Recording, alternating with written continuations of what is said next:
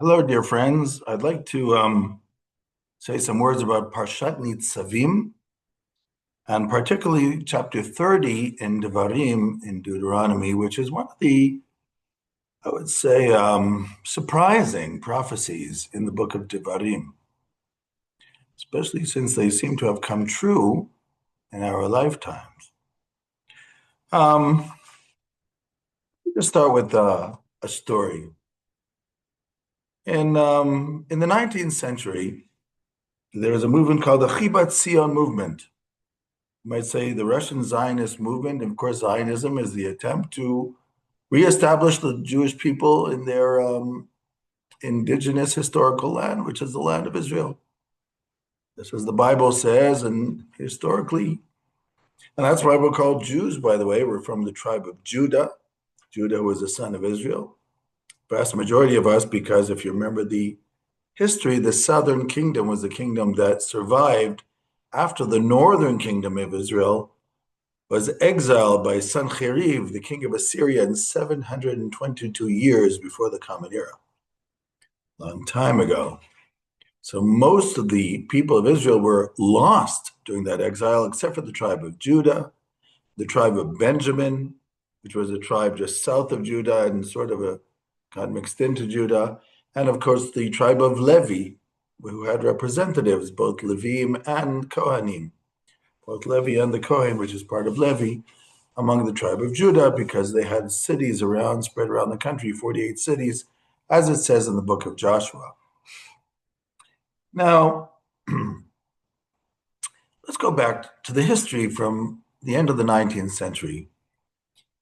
After the Russian Zionist movement, Chibat Zion, lovers of Zion, and Zion, of course, is one of the names for Jerusalem, and in a sense for the land of Israel in general, which is mentioned in the Bible many times. Sometimes the Jewish people are referred to as the daughter of Zion, Bat Zion, both in Isaiah and in the Book of Kings. So, if you took the story of, let's say, Herzlian Zionism, which was much more, let's say, a practical type of Zionism, because the Chibat Zion movement believed in trying to set up settlements and to bring people there to work the land and agriculture and building houses, whatever. But the Ottoman Empire was there, and so they didn't really have any long-term idea of setting up a state because they weren't sure really how to. It was Theodore Herzl in his conference, 1897, especially in the wake of anti-Semitism, which was in the uprise, who talked about the issues of how to set up a Jewish state. He also wrote a book called The Jewish State. And especially in the second Zionist conference with the pogrom in Kishinev, in what's today the Republic of Moldova. So it was felt that there was an imminent need for such things. But even though Theodore Herzl writes in his diary in 1897 after the Basel Conference, he says, people don't understand what happened today. They don't realize what's going to happen after this conference. But in 50 years' time, he says they're going to understand. So this conference was in 1897. You can figure out what 50 years' time was after this.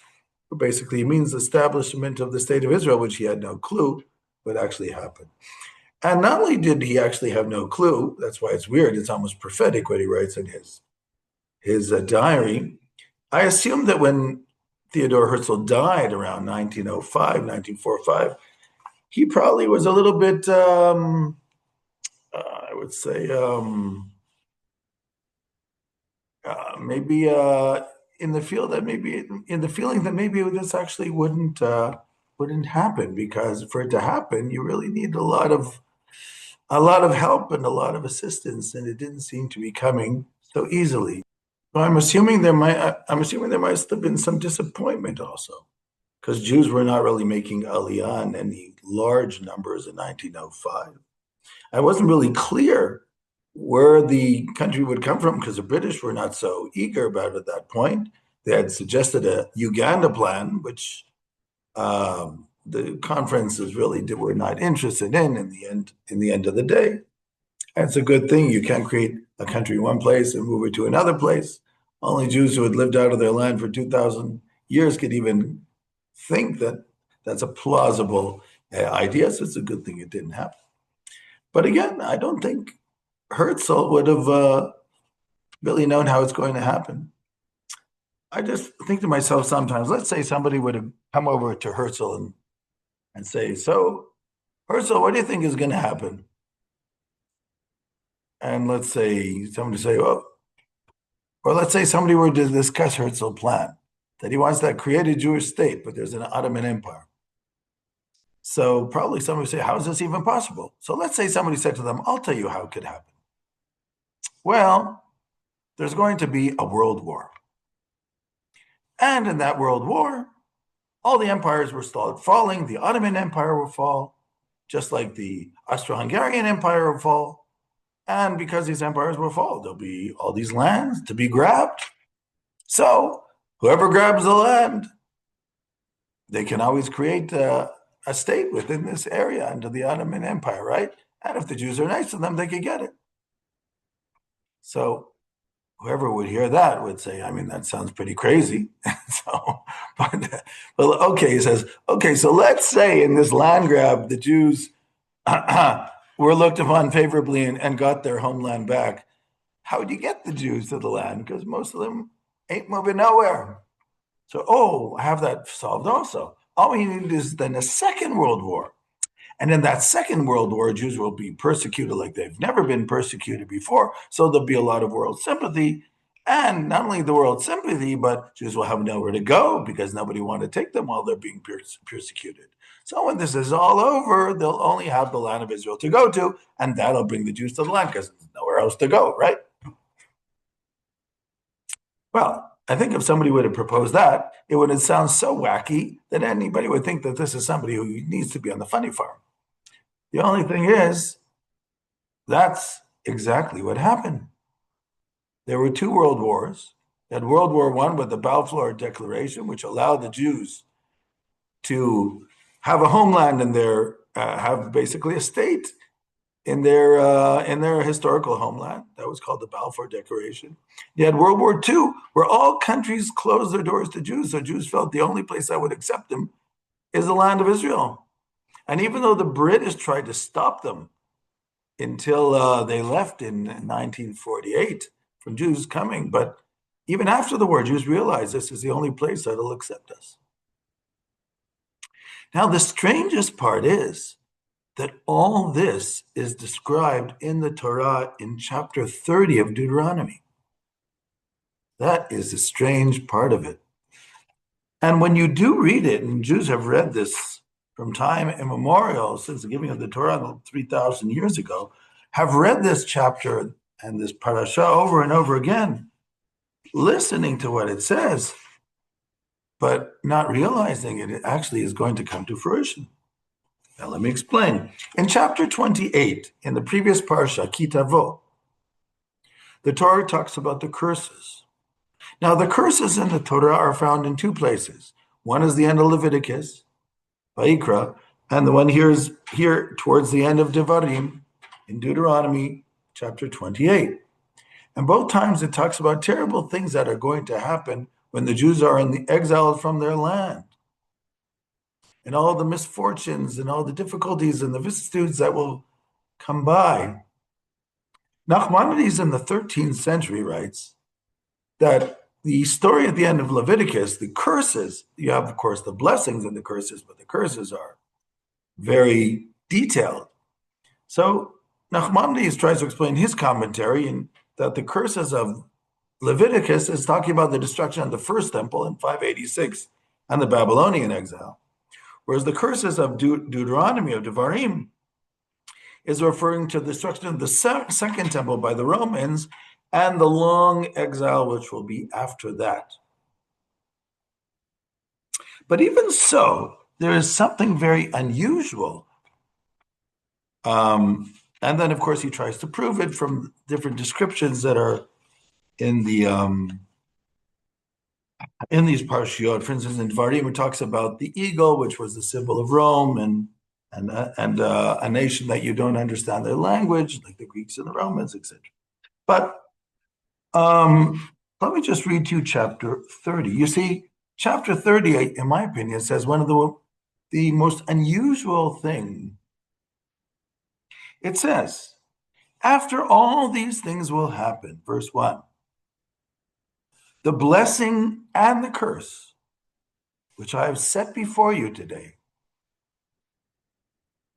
and you shall reflect upon it in your heart among those nations where God has expelled you to, the exile.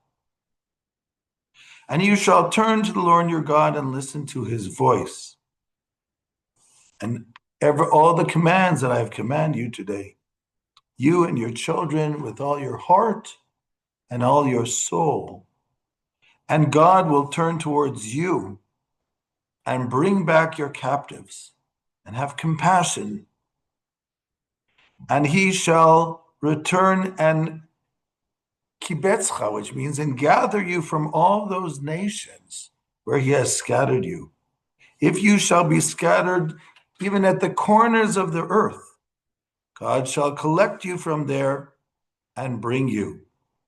And God will bring you up to the land which your forefathers have inherited, and you shall inherit this land. And God shall do good to you and make you even more plentiful than your ancestors. And he will circumcise your heart and the heart of your descendants to love him with all your heart and all your soul. And all of these curses that were brought upon you in the exile, God will put on your enemies and on those who will try to run after you. And you shall hearken to God and to his commandments. And God will look at you upon your land in a good way. And you shall have a better lot than your ancestors, etc., etc. That chapter is quite amazing. Just think of it. The people who are listening to this, when Moses was saying it in that 40th year in the desert, they're probably wondering, this is very strange. First of all, this is the second time you're telling us there's going to be an exile and curses, and we haven't even entered the land yet. So that's, wow, okay. The second thing is, now you're telling us that after all the blessings and then even the curses that will happen, the curses seem to be much longer than the blessings because there are many, many more verses about them, that after these curses and after all the terrible things that's going to happen, God will take us back to the land. And we will transform ourselves, and he'll help us transform ourselves. We will be back in the land and back in that relationship with God the way it was originally in temple times. But how will that happen? But the Torah promises that's exactly when that happens. When the curses are over, right away, it's going to be an ingathering, a major ingathering of the exiles. And you know what? That's exactly what happened. When you think of the anti-Semitism that began at the end of the 19th century, Germany, France, famous Dreyfus affair, but I'm just saying there were just so many things that happened those times. Their books have been written on it. I'm not going to go into details now. Even the countries that offered, like France, equal the emancipation to everyone, it took a long time to emancipate the Jews because everybody thought maybe that doesn't have to happen, at least not so quickly. And of course, the anti-Semitism that developed in the end of the 19th century, the 20th century, eventually brought the Second World War and the Nazi horrendous battle against the Jewish people. That's the only way that you can explain it. And terrible anti-Semitism and the development of Mein Kampf and the Russian forgery of the Elders of Zion and all these different libels and blackmails and scandals and blood libels against the Jews. And finally, of course, the terrible things of the Second World War, the decimation of 6 million, and the the death camps and the work camps and the labor camps.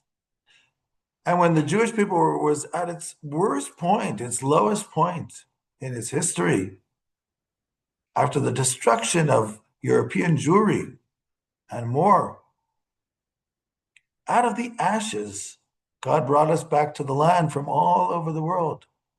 Communities that never even thought that they would go to the land of Israel because it wasn't really happening so much at the beginning of the 20th century. And from nothing, from a few 100,000 people, all of a sudden it started being the millions. And today we are 10 million people, including many non-Jews, Christians and Muslims who have joined us here too. And this is what the book of Deuteronomy says is exactly what's going to happen. And the more the nations of the world realize that this is God's promise happening, and that those who help it happen will be helped. Just as Abraham was told that those who bless you will be blessed, and those who curse you shall be cursed. Those who help us, and those who want to be part of it, will discover blessing in their lives. And that is the goal. We want everybody to be part of this. We want everybody to be able to fill their spiritual batteries with the positive developments that will happen in this land eventually, as God promised in Deuteronomy chapter 30. Shalom, shalom, and may we have healthy, happy new year, and may everybody be inscribed for the book of life in the Hebrew year 5786. Shalom, shalom.